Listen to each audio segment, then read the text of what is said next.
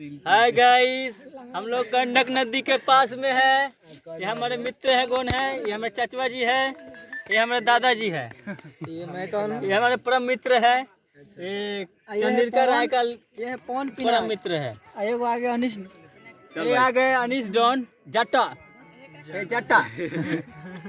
और बाकी सब वो कौन सा है? अरे वो सब आए हैं गंडक नदी में स्नान यात्रा करते हुए।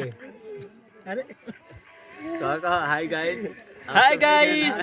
ये अनीश कुमार पिछवाड़ा में मरवाने आए हैं, बबलू कुमार को मारने आए हैं यार। और ये हमारे my God, oh my God, बाप रे बाप, ऐसे कही थे गाँव में। ये हमारे गांव के सबसे होनहार लड़का है। सबसे मॉडल। ये इसका नाम दीपक है, जो इसका आधा दिल ये और ले गया है। ये महा से जो है हमारे गांव का मॉडल लड़का है ये। हाँ। यानी कि जिसके मोबाइल भी लेंगे करीबन स्टोरेज फुल करके ही देंगे। हाँ, ये तो बात सही है।